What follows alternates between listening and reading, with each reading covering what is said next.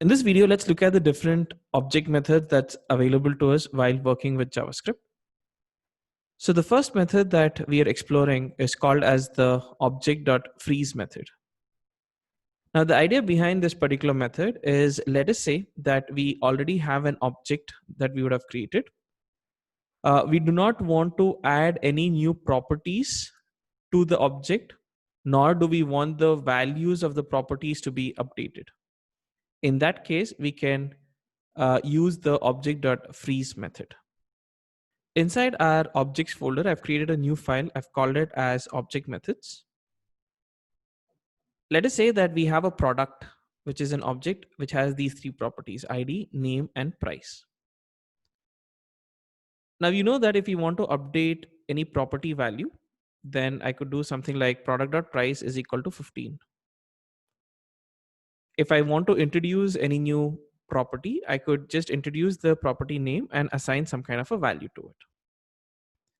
And if we ask for the value of our product variable, you can see that initially it was just ID, name, and price while we created it. But then we went on to update the value of the price to 15. We also introduced a new property into our object, that is 4.3. Now let us say I create an object and I do not want any of the property values nor the new properties to be added to our object. Then we can use our Object.freeze method. So the way we can do it is I can say Object.freeze, and I pass that object that I want to freeze as an argument to the method. So when I freeze my object, when I now come back and run my code, you can see that even though after I freeze it, even though I try to assign a property or I try to create a new property, it is not allowing that to happen. It does not throw me an error, or it does not indicate that there's an error, but it's just that it is not going to be accepting any kind of changes to the properties. So typically what happens is you can also check whether a particular object is in a frozen state. You could do something like object.isFrozen, and then you can pass the product as an argument to it. It'll come back and tell you true if the product is in a frozen state. If you have not freezed the object, then it's not in a frozen state. So this is the importance of our freeze method. The next object method that we are exploring is the Object.seal method.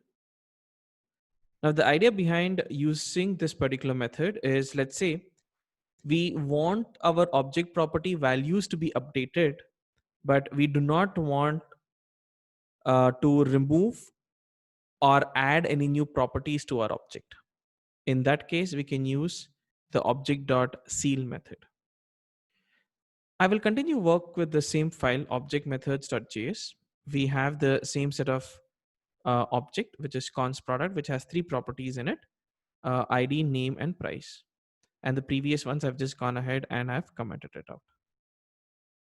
Now let me print the value of product first. All right. I save the file. Let me run the code. I'll call this as object.methods.js. Yes, our object has ID, name, and price. Okay, let's continue now. Now what I want is, in this case, I want to allow a user, or I want the object property values to change, but no new properties should be added to our object. It should not be added nor removed. That's the idea, right? You cannot add any new property nor remove a property from an object.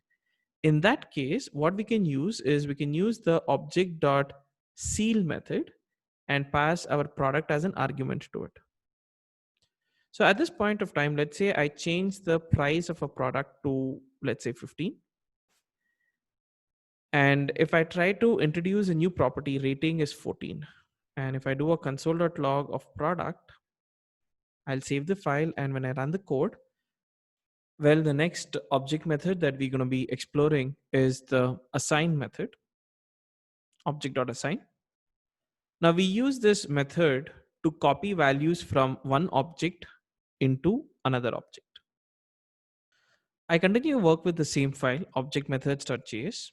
I have commented out the code of Object.seal, and down below I have the code commented for Object.freeze.